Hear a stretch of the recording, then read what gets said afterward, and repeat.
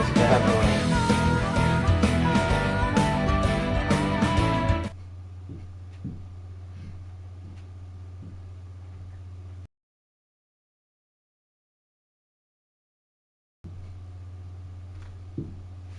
Okay, I wanna watch a video.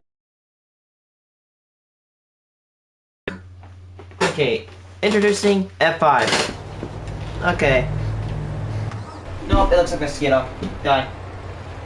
Freaking nerd. You thought I wouldn't. You thought I wouldn't tap my own TV. TV didn't get affected. I mean, it did that weird like screen.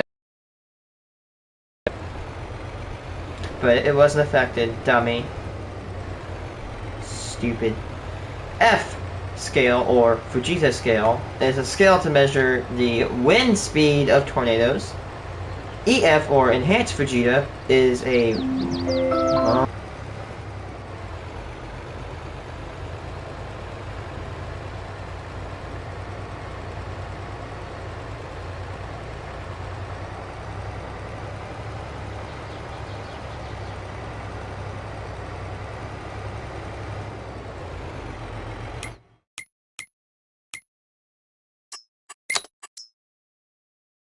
I will return within a few minutes.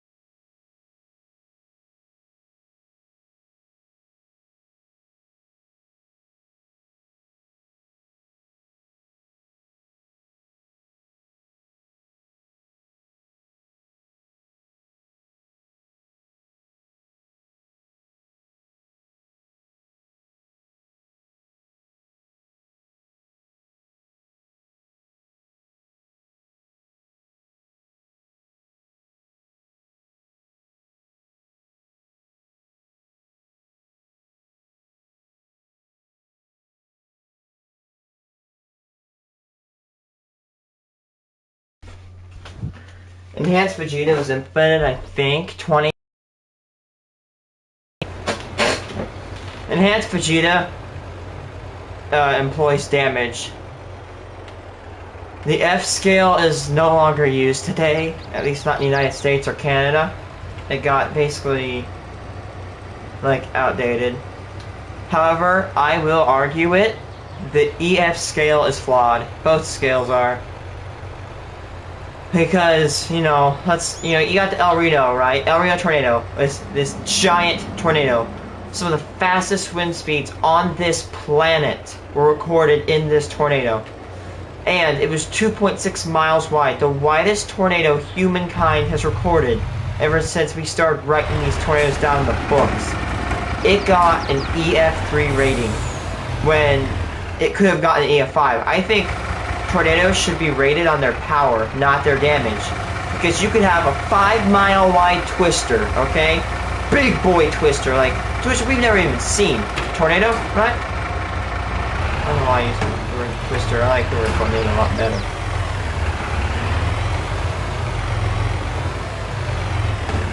But like a big, giant tornado, and it could hit one shed and do EF1 damage to it, and it'd score an EF1 rating. You can have the largest tornado hit like a building that goes like 300 miles an hour, speed like very fast, by the way, like the top's like 200. So very, very, very, very, very fast speeds, it would get EF1 if it hit that.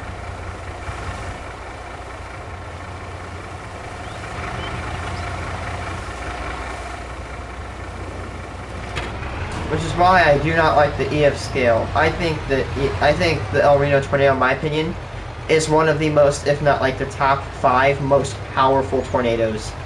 I mean, this bad boy had sub-vortices. Only the strongest tornadoes on this planet have sub-vortices.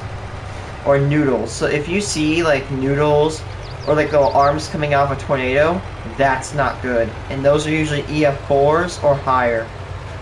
And those are the most severe tornado. For example, the Gerald, Texas, looked like a dead man walking. it shaped to a dead man walking, and right after it did that, it went through and murdered 30 people in this suburb. Here's the thing. They did the right thing.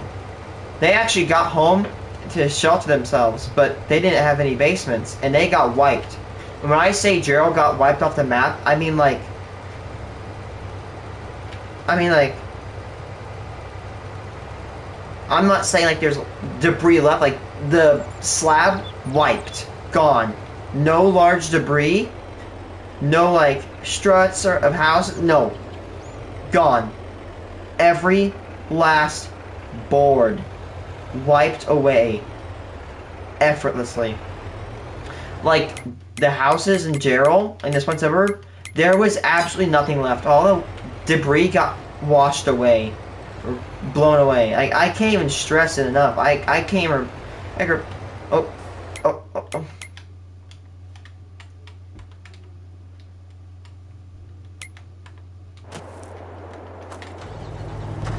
I can't stress enough. Like, this is some of the most insane tornado damage one can see.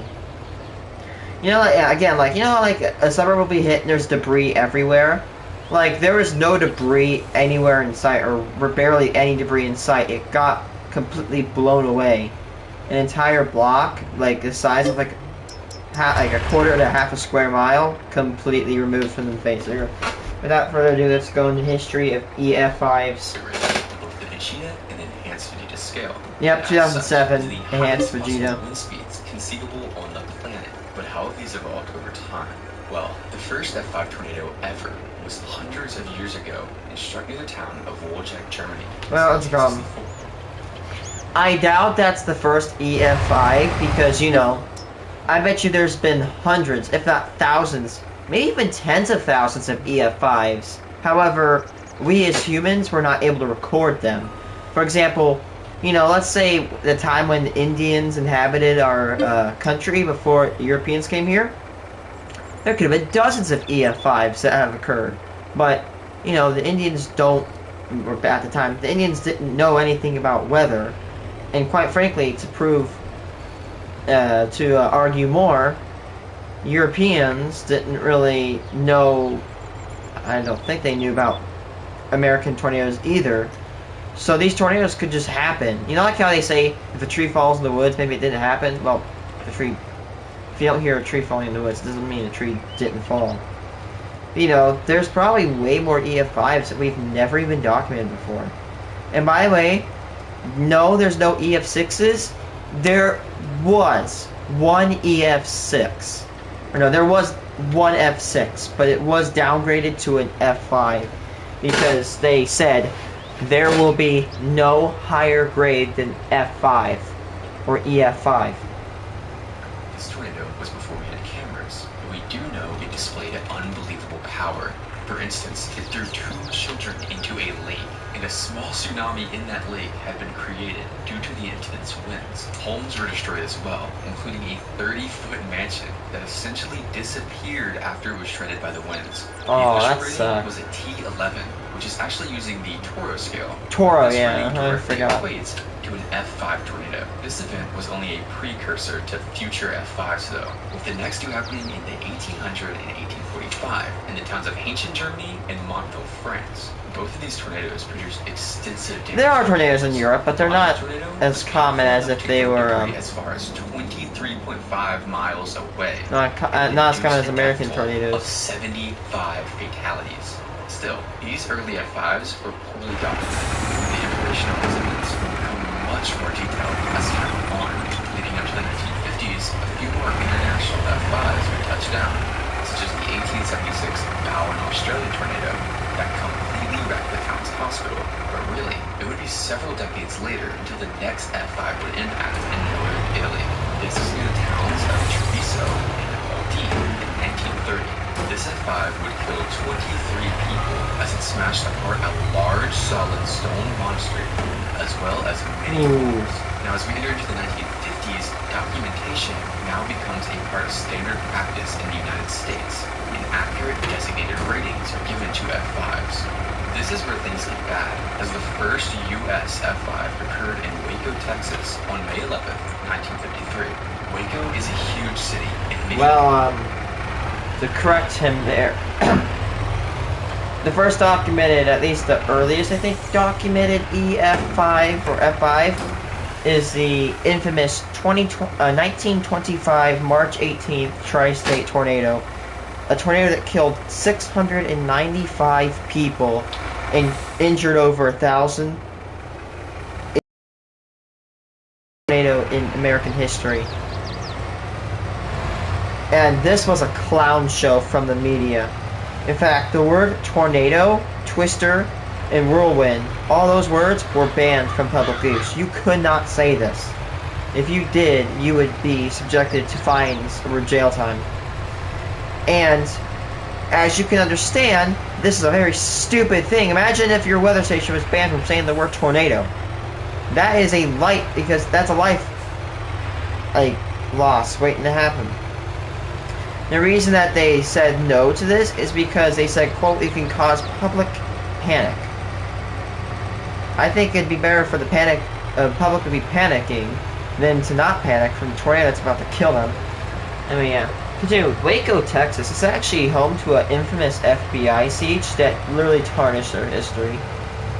The area didn't take permanent shelter due to this tornado being completely obscured by the rain. This led to the deaths of 114 people as the tornado ravaged downtown. In one part of the city, a 6-story furniture store collapsed, killing 30 people at once. While this was definitely an extremely significant tornado, it was only a little over 2 weeks later when the town of Fort Rice, North Dakota was struck by another F5.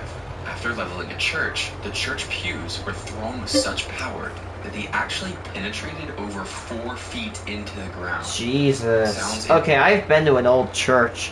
And this isn't like one of those, like, kind of, I have to say, one of those ugly farm shacks. Like the steel sheds where they just, like, erect a really quick church. They need to stop making those things. Why don't they actually go back to things like stone? I'd rather be in a stone church, because if a tornado occurs, stone is a very strong material. Those sheds will be completely blown away. They don't stand a chance in hell. Not a snowball's chance in hell that those sheds are going to survive anything above EF3. Anyway, that I've been to a church, and like not like one of these new churches, but an old one, like an 1880s church. And those bad boys are made with really heavy stone. I wouldn't doubt that in the 1950s that this was a stone church. The fact that this stone church got absolutely obliterated by a tornado surprises me, because churches are actually pretty affordable. If there's a zombie apocalypse, I would probably seek refuge in a church because of how strong the stone is. And the pews. These aren't... If this is an old church, it's probably like oak pew... Oh my god, I cannot, like... I cannot. This truck.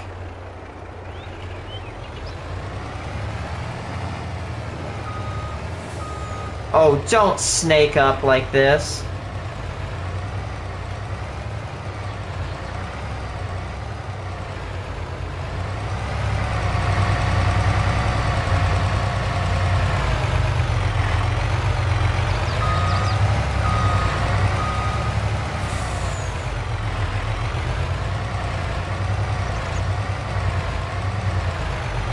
Oh my goodness!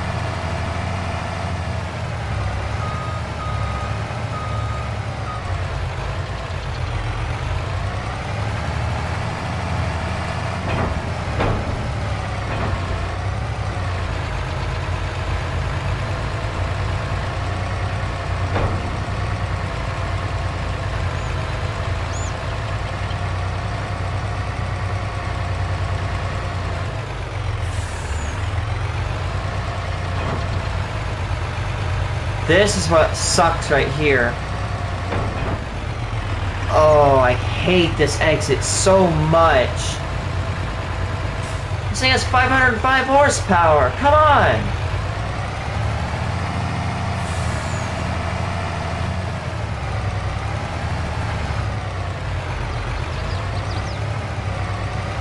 Nope, time for plan A.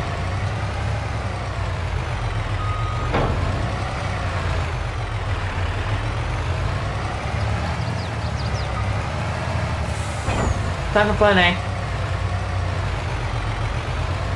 Do not attempt this in real life.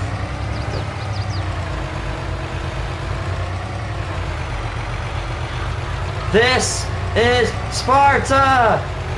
Doink! That didn't do anything.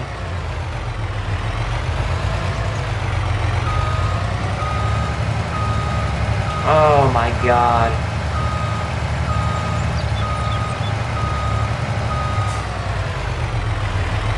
I love the attention to detail. Look how the bottom side of the fuel tanks are getting dirty, but the tops of them aren't, because that's, well, what's going to happen. Bottom parts get dirty because they have to go through gravel. This thing has 505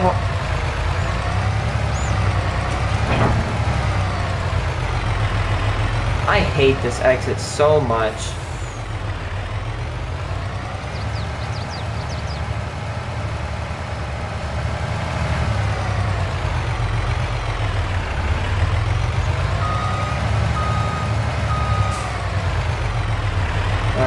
Anyway, continuing from this video I was watching, I've seen pews, and pews are big and heavy. The fact that a pew penetrated 4 foot in the ground is insane, actually, for a tornado. Right.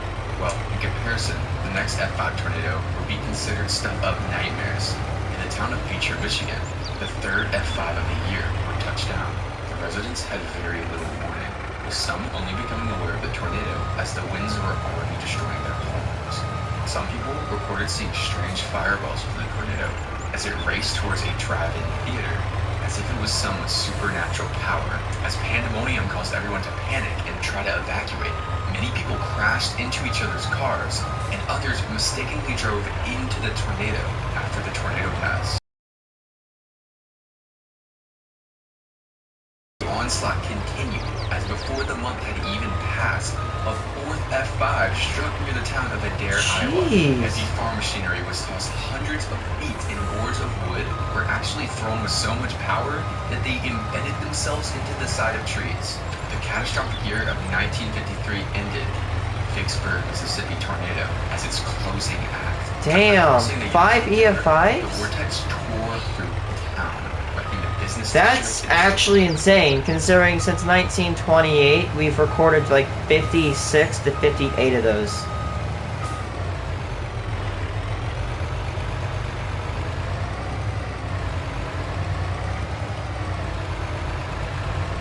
The city's electrical services. This led to intense fires that spread through the rubble following the tornado. In all, 38 people were killed. Finally, 1953 had its last tornado. 2 years later, an infamous pair of F5s would strike Oklahoma and Kansas during the night of May 25th, 1955. I'm so irate. Oklahoma was hit by a I'm gonna move this, because this has a lot more horsepower. Almost 60 businesses and the local hospital, killing a total of 20 people. But the storm wasn't done yet, as only 30 minutes later, the same storm produced another tornado that roared through the town of Udall, Kansas. The town's water tower was toppled and many homes literally disintegrated as the 1,300-yard wide funnel passed over them. Many vehicles were thrown hundreds of yards and were car frame people died. is in a tree. Leaving the Utah F5 as the deadliest tornado in Kansas's history, even to this day. Despite the insane nature of this storm, this would not be the last time a pair of F5s would strike Kansas. But fortunately, the next year would only see a single F5, but this shouldn't distract from the tragedy that took place in the town of Hudsonville, Michigan. This tornado had enough power to scour the floor tiles from the foundations, which is a truly terrifying display of strength. Jesus For instance, Christ. tornadoes have absolutely no surface area to grab onto, which means Exactly. That's what's... There is no place. Like, for example, the only way to dislodge a tile, you have to have really good grip to dislodge one of these tiles. In fact, this tornado did that.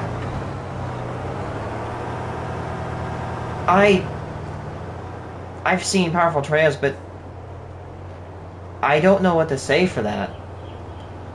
I'm being genuinely serious. I actually don't know what to say for that. That is nightmarish.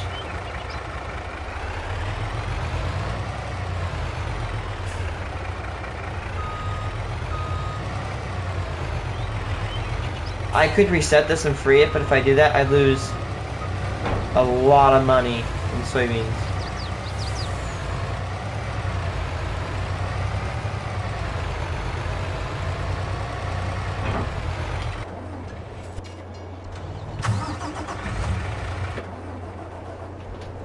it would have had to purely suck up tiles, which is insane. Debris was strewn and scattered across the ground in a phenomenon called windrowing before it obliterated a mobile home park. 17 people were Windrowing. believed to have been killed, which, in comparison to other F5s, isn't even that bad. Windrower. But 17 people is insane. Although a terrible lone event, the following would be more devastating overall, though. On May 20th, 1957, the town of Ruskin Heights, Missouri, had entire residential blocks leveled by a 700-yard-long tornado, killing 44. Windrowing occurred as homes had their subflooring ripped away, leaving the basements and those sheltering underground completely exposed. Another display of the tornado's crazy power was shown when debris from the town was found as far as 165 miles away. A month later, the June 20th Fargo tornado had become North Dakota's deadliest tornado ever, killing 10 people. 100 blocks of North Fargo experienced damage, with many homes in the Golden Ridge subdivision being swept away. This tornado is actually very infamous, as it's one of the most well-documented at the time. For instance, it was documented enough for Ted Fujita, the person who made the Fujita, he made an animation on it. Public media to illustrate the full life cycle of the tornado for the first time in history. Again, skipping forward to June 4th, 1958, the first official F5 tornado in the state of Wisconsin would strike the town of Colfax. In town, one car was twisted around the side of a small steel bridge before the bridge consequently collapsed. And after the tornado, one injured woman was found with a stick driven into her skull. Damn! That destruction sounds pretty intense. The next F5 in 2 years' time would showcase an even greater feat of damage. The white, barrel-shaped tornado wrecked the town of Craig, Oklahoma, completely destroying over 100 homes and killing 5 people. But if that wasn't extreme enough, a very expensive oil refinery was critically damaged, causing $750,000 in damage at this location alone. Continuing the trend of very expensive F5 tornadoes, the next would strike Wichita Falls, Kansas on April 3rd, 1964, as 225 homes were destroyed, as well as several structures at the Shepherd Air Force Base, killing 8 people. An interesting fact about this tornado Didn't that is cause it the first also holds tornado the title warning? of being the first tornado to be captured on live television. Which, by the way, this would not be the only F5 to be recorded on live television. Just over a month later, I think the Air Force Base, like, these guys... Yes, it's free, finally. Probably have to pay an extra fee for all that money, all the time we borrowed with that train.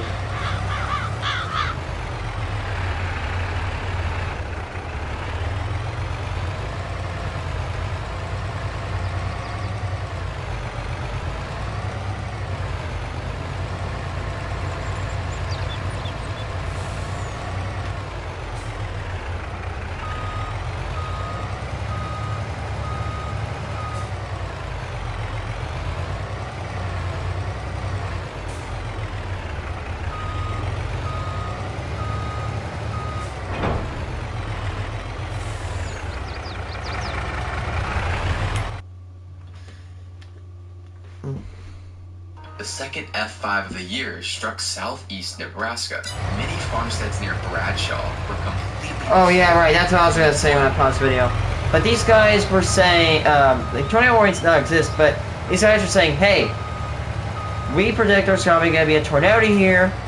You guys, or like, you guys you need to brace for impact. Okay, there's gonna be a tornado here, possibly.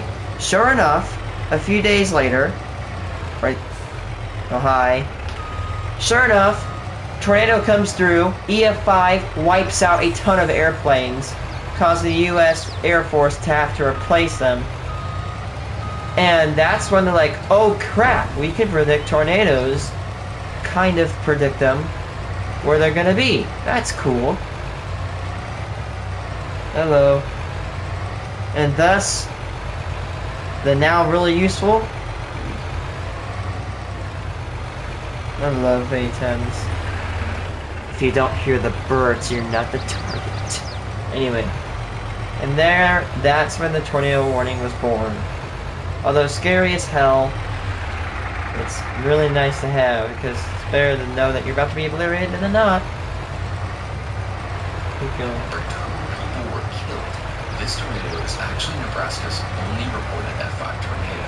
Another state's only tornado occurred nearly exactly 1 year later. F5 touched down near the town of Cologne. This time, it was South Dakota's only rated F5 tornado, destroying 7 farmsteads and wiping 3 away at F5 intensity. Unfortunately, a couple years later, in 1966, it was an increasingly devastating year for tornadoes, especially for the residents of Jackson, Mississippi, where the largest city in the state saw an F5 rip through its suburbs. I think it went like yoink. 1,900-foot broadcaster before entering populated areas of the city, notably the Candlestick Park Shopping Center, where all but one wall was left standing, killing 12 people in this location alone. The winds within the tornado at this time were so strong that pieces of pavement were literally scoured away. Seeing the unfathomable power of this tornado, it doesn't come as much of a surprise that 58 people were left dead in its wake. But this year wasn't done with dramatic tornadoes yet, because as spring turned to summer, the town of Topeka, Kansas would be the next victim of an F5 tornado. News reporter Bill Curtis urged viewers to protect themselves, saying, "For God's sake, take cover," an extremely infamous moment on television. If you live in the north part or on the northern edge, for God's sake, take cover. As the tornado neared town, radio broadcaster Rick Douglas was dragged out from under an overpass he wrongly assumed would provide shelter. Don't ask. If you want to pause the stream, pause the stream. I'm not going to control your life, because that's just straight up creepy. But, okay, please, listen to what I'm about to say.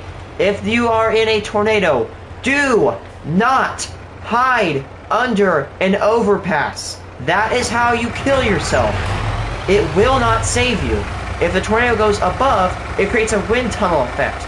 You will be sucked out of the overpass, and if you're unlucky, your body will bang across the metal beams, causing more damage, and you'll be thrown out and thrown into the ground. If you don't die in the first parts where you get hit across by a tornado, you will not survive the second.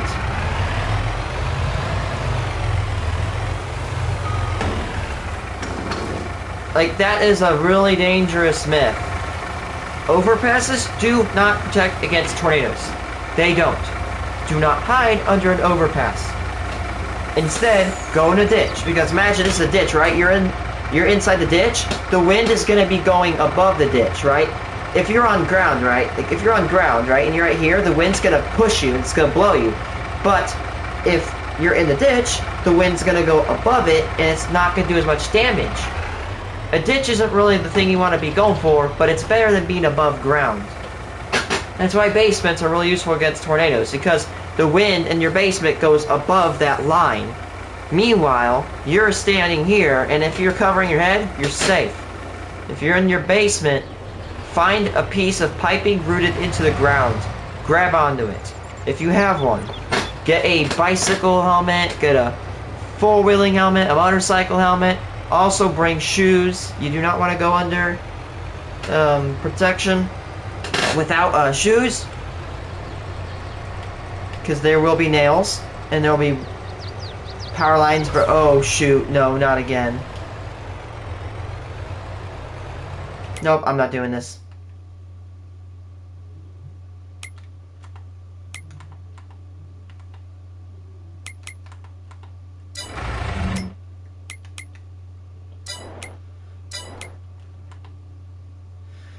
I'm not doing this. Where is it? And reset.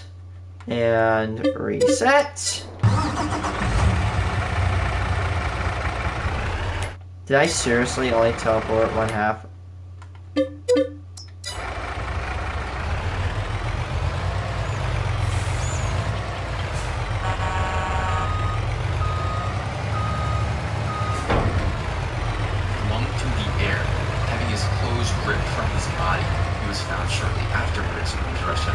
That is interesting. So dire that for a second, how does your clothes get ripped from your body from the tornado? That is insane. Douglas continued to find shards of debris in his skin later. But this tornado isn't done, as a 6-block wide path was cut through residential areas as well, with dozens of homes being swept from their foundations. The Philip Ballard Municipal Airport was also struck, with several aircraft being tossed. One of the only rare incidents where aircrafts were significantly damaged by tornadoes. In all, 16 people died, a surprisingly low amount for the extent of the damage. One of the reasons the death toll was so low was probably due to Curtis's urgent message. 1968, much like 1966, had relentless sequences of tornadoes. The town of Wheelersburg, Ohio, was struck by an F5 on April 23rd, 1968, the first of 4 F5s that year. That's why you don't drink and drive, kids. Town, with the tornado having enough force to throw a train car over 100 feet, as well as destroy or damage over. Okay, that says a lot. I think that train car may or may not be the heaviest item on record a tornado has ever moved. Alexa, what's the heaviest thing a tornado has picked up and thrown? From Answers.com. The heaviest object known to have been picked up by a tornado was an oil tank that weighed 90 tons. Also, Jesus I can provide you with this Christ. weekend's upcoming weather in the mornings. Would you like me to do that? Sure. Great, you're all set. If you change your mind, you can disable the routine in the routines section of the Alexa app. Yeah. 90 tons! That is 90,000 pounds. Let's see. Not wrong. That is a ton. Considering a ton, like as in like a ton, 2,000. That is. Let's see. 180,000 pounds, which is absolutely bonkers. Now take a 180,000 pound object and throw it 100 feet. It doesn't seem like that it's that far.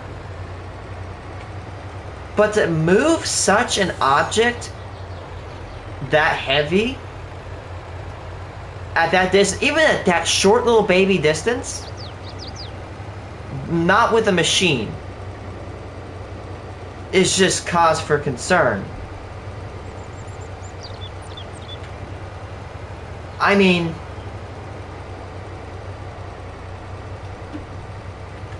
I don't even know if I have to say that that's pretty powerful. To move a damn train car is something else. 150 homes, causing the deaths of 7 in these homes. Once a tornado gets the ability to topple over trains, that's when you start running. Charles City, We have it Iowa, on May 15th. Intense cyclodial marks were noted, as 372 homes were flattened, and 1,250 vehicles were completely totaled. But it wasn't even an hour later when another F5 would also hit Iowa, this time hitting the town of Old Weed in Maynard.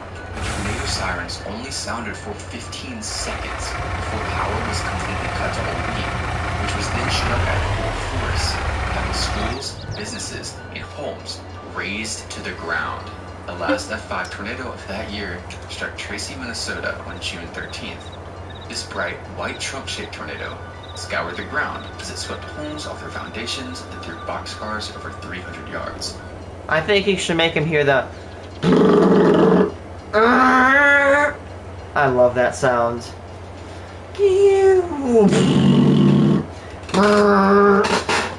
Bert. POV, you're a terrorist, and you hear the burp.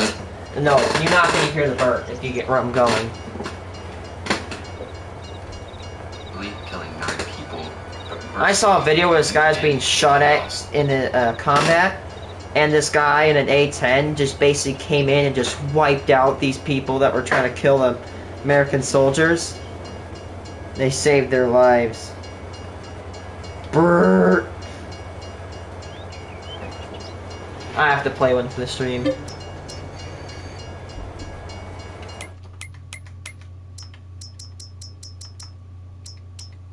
Yep, better so.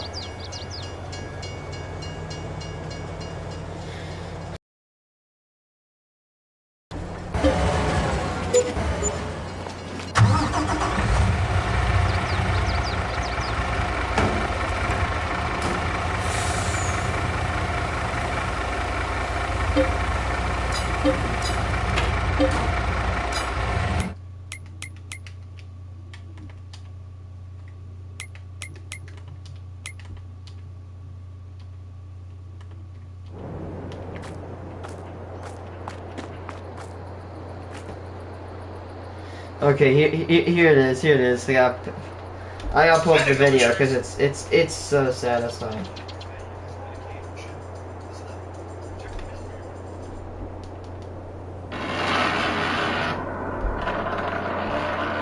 There's one. There's a very good one in this video. Straight up Call of Duty type stuff. Man, it's breaking the sound barrier.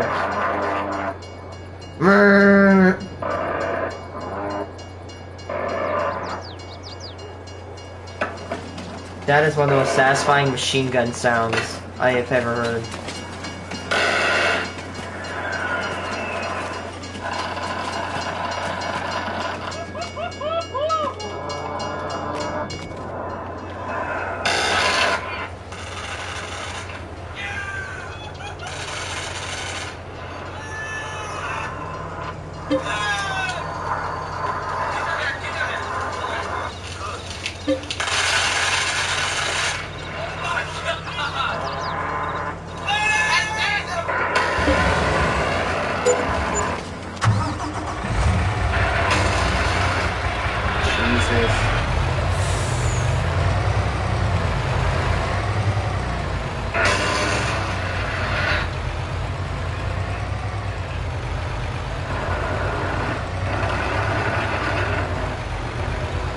That is so cool.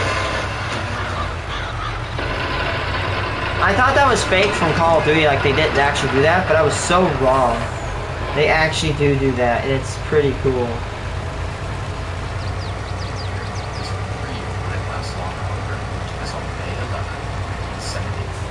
Texas, like the wrath of a hired F-5 after dark at 9:35 p.m.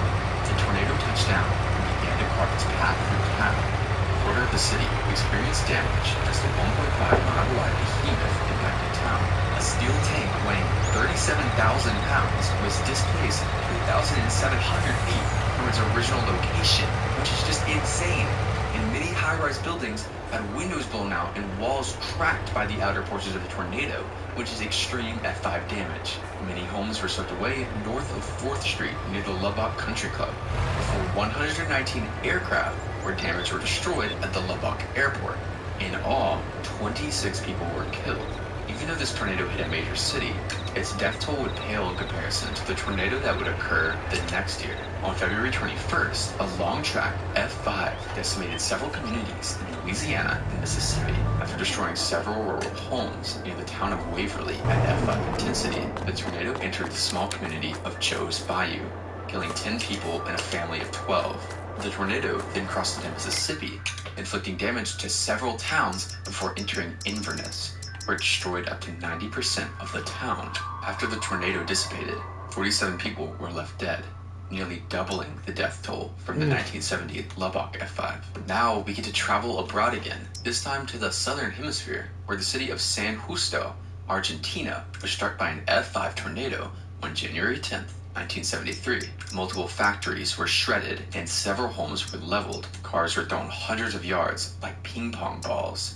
with one car being found embedded in a concrete wall. Some eyewitnesses reported the ground shaking as if a jet aircraft was passing overhead. 63 people were killed by this tornado, which is probably attributed to the fact that it hit a very poor area in Argentina. But meanwhile, back in the United States, another F5 would strike Texas. This F5 actually had fairly limited damage, as it only impacted 2 barns near Valley Mills, sweeping them away and only leaving a piece of tin as a clue that they had ever existed. But this event pales in comparison to devastation that would occur the next year. The following year likely saw one of, if not the most, catastrophic tornado events in recorded history. The 1974 Super, yeah. producing 7 F5 tornadoes as they touched down in one day across 5 different states. The first F5 to touch down was the Deep Hall, Indiana tornado. Numerous farms were leveled, and the Morgan Elementary School had its roof and 4 classrooms destroyed. Fortunately, no one was killed though, but in Martinsburg, all but 10 buildings were destroyed. And at Daisy Hill, more homes were swept at F5 intensity. Overall, 6 people were killed, but this was only a taste of what was to come. And soon, the next F5 tornado touched down just west of Xenia, Ohio. This tornado is probably one of the worst tornadoes to ever impact a town, ever. The tornado slashed through the Windsor Park and Arrowhead subdivisions at high-end F5 intensity, causing extreme wind rowing. In downtown, Xenia High School was wrecked, and the business district suffered major damage. 36 people were killed in Xenia, making it the deadliest tornado of the outbreak. Following the Xenia tornado, the next F5 tornado occurred in Bradenburg, Kentucky. After inflicting severe damage to several rural homes and communities, the tornado barreled into Bradenburg at F5 intensity. Numerous, really well-constructed homes were swept completely away, and downtown was devastated, with 18 people dying on Green Street alone. The damage inflicted here may have been the worst damage inflicted in the entire outbreak. After the tornado passed, 31 people were left dead.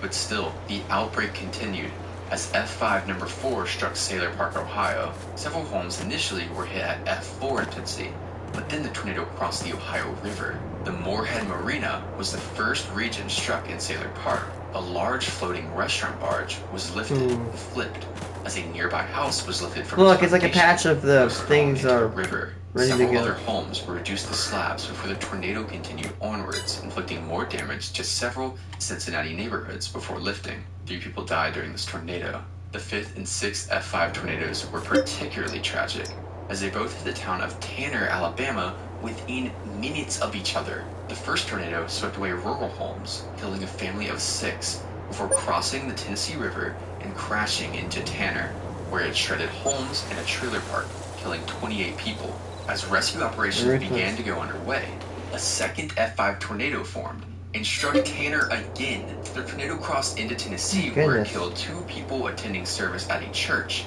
and then after both tornadoes had passed, the death toll was 44. But there was still one more. The last F5 that occurred struck Gwen, Alabama. Right as it formed, the Monterey Trailer Park was badly damaged before the tornado intensified and struck Gwen at F5 intensity. The damage here is perhaps some of the worst ever. It is. This tornado, you know, tornadoes leave these like little scars in the ground. This tornado left 2-foot deep trenches. Like 1 to 2 foot deep trenches. That doesn't sound like a lot, right? But that is extreme. 2-foot deep trenches are some of the most extreme damage we've ever seen documented from a tornado. Yeah, this bad boy dug 2-foot trenches. If I'm not wrong, this is the one. With homes being completely swept away, and some foundations literally being dislodged and even removed from the ground. The Gwen mobile home plant was partially pushed off its foundation, with the rest of the structure being mangled beyond recognition. The tornado moved on, inflicting more severe damage until it dissipated, leaving 28 people dead.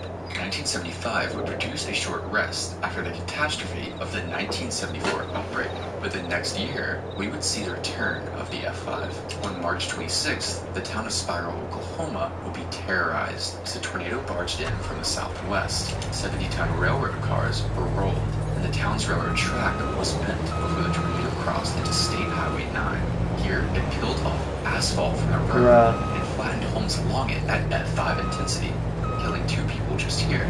On April 19th, a particularly miraculous case would occur near Brownwood, Texas. An F5 tornado. I'm not joking. I played this Roblox game called,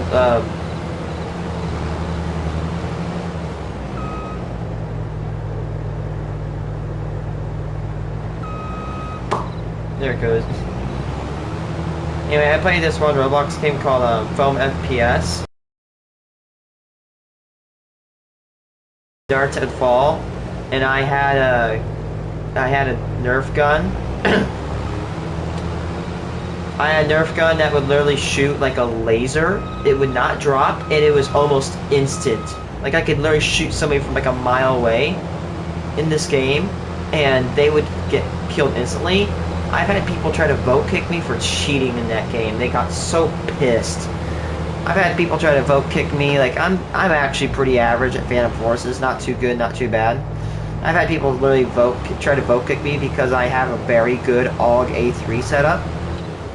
I have like an AMT Terminator on it. I got a vertical grip. I think green laser. No other ammo. And what was the other one? Oh, and like a T-brake. And it basically lasers people from stupid far away. Just narrowly avoided the town. The tornado bore down on a farmstead where teenagers north of the town. The farm was wrecked as the group was caught out in the open, reportedly throwing them up to 1,000 yards. But by some miracle, every single person in the group survived. Jordan, Iowa experienced the last F5 here on June 13th. The tornado quickly grew to a mile wide as several smaller tornadoes called satellite tornadoes orbited around it. The tornado entered Jordan and destroyed nearly every building. Farm machinery was known to tug and thrown hundreds of yards. And Fujita, a man who had investigated the Fargo tornado before, commented that it was one of the most intense tornadoes he had ever observed. In the next few years, a couple of F5 tornadoes were the most notable. The F5 that struck Birmingham, Alabama on April 4th, 1977. The Smithville Estates subdivision was impacted at F5 intensity, where entire rows of homes were annihilated. Hillside homes had their basement walls ripped out of the ground before the tornado caused more severe damage in Tarrant before lifting in Huffman. A total of 22 people were killed by this tornado, and it wasn't until June 18, 1984, when the next notable F5 would occur. This next tornado was quite strange, as it struck the early hours of the morning, which is a very unconventional time for a powerful F5 to form. The tornado tore through Barnefeld, Wisconsin, whilst many residents were fast asleep. Due to the town having no tornado siren to alert its residents to the danger approaching the town, 93 homes and 17 of the 18 businesses in the town were caught without guard and destroyed, resulting in the deaths of 9 people. The following year would continue the trend of strange F5 cases. This time, it was the furthest east F5 ever recorded, occurring on May 31st, 1985. The towns of Niles, Ohio, and Wheeling, Pennsylvania would soon feel the wrath of the tornado as it Really? touched That's down how far and east? I thought it'd be like struck Maine or Newton Falls, something. damaging 400 homes. Continuing east, the tornado inflicted F5 damage to the northern portions of Niles, sweeping many homes off their foundations, before the Niles Park Plaza shopping center was leveled and partially swept away at F5 intensity. Several 30-foot, 75,000-pound petroleum tanks were tossed and bounced as the tornado continued east, where it entered Pennsylvania and struck Wheatland at F5 intensity again. A trucking plant was partially swept as sections of pavement in the parking lot were scoured away, something we've barely ever seen before from a tornado. The tornado then damaged the town's airport before weakening and dissipating, leaving 18 dead.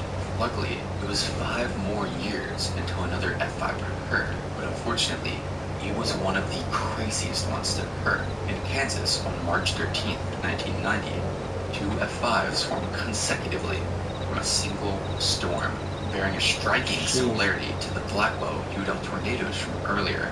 The first F5 tornado touched down near Pretty Prairie and quickly grew, destroying several rural homesteads. The tornado narrowed into a barrel shape as it entered the town of Heston, where it destroyed 226 homes, with many homes swept away in an F5 fashion, leaving only exposed, empty basements. Several industrial structures were also obliterated.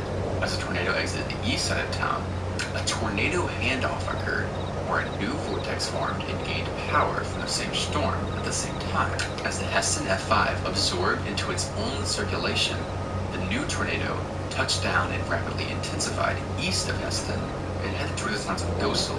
Several homes nearby were swept away, with debris scattered in cyclodial scour marks. Surveys noted the damage as extreme F5 in this area. The tornado continued until it finally dissipated near the town of Riley.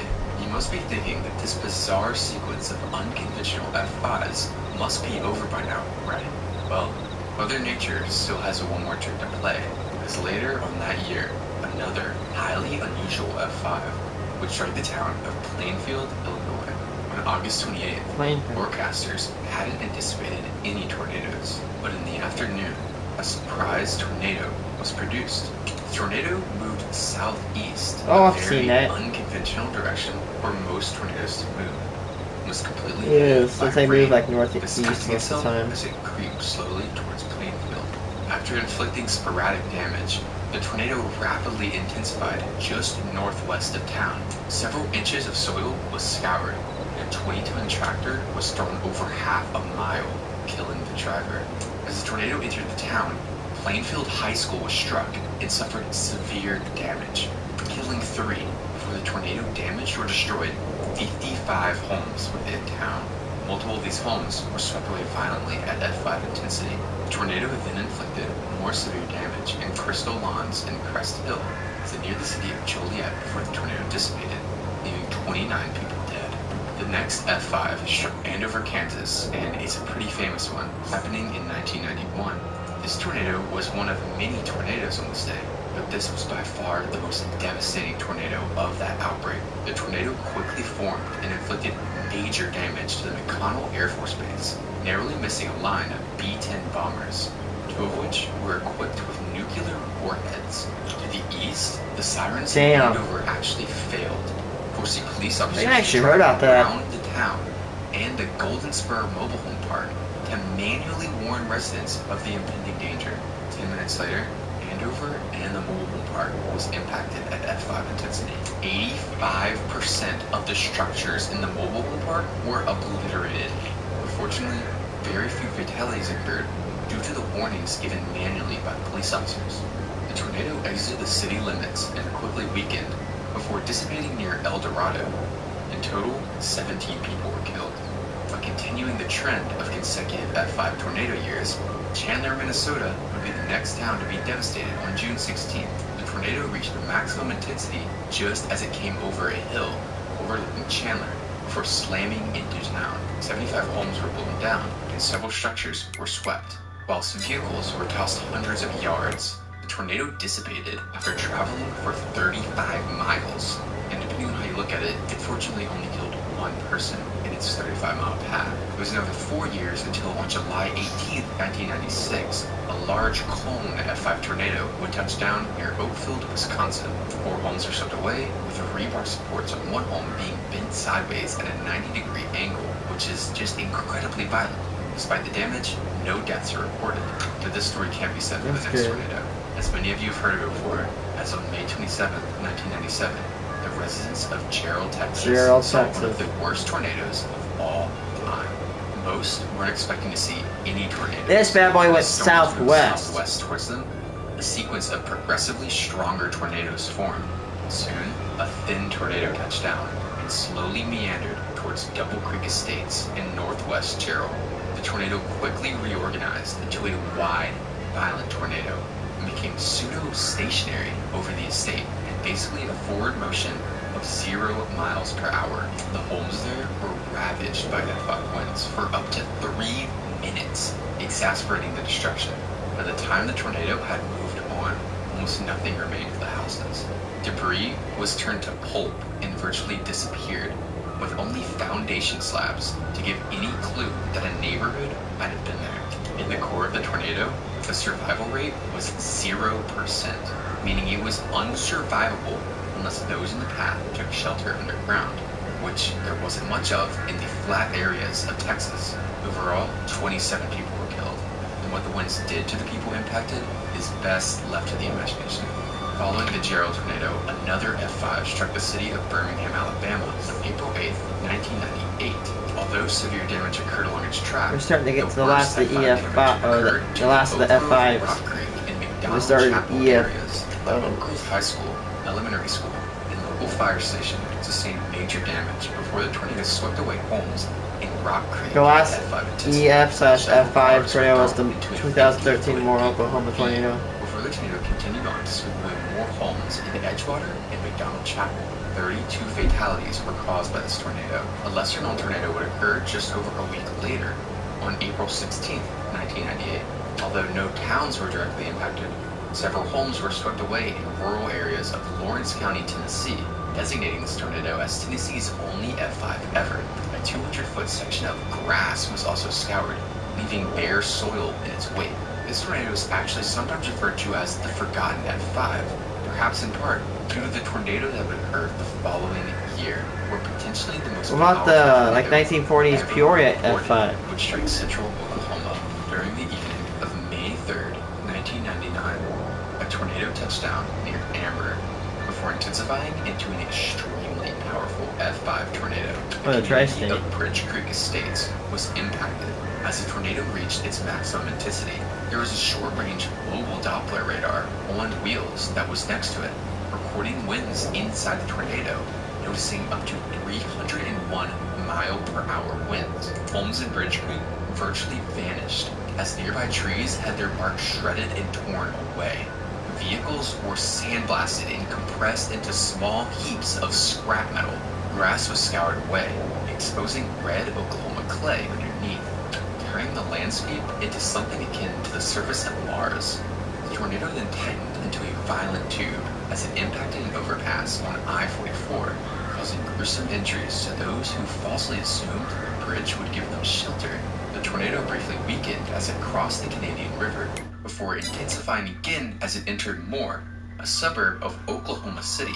Country Place Estates, Greenbrier Eastlake Estates, and Emerald Springs Apartments were all destroyed at or near F5 intensity, obliterating several blocks of homes. The tornado continued across I-35 before continuing north, narrowly avoiding Tinker Air Force Base before it finally dissipated.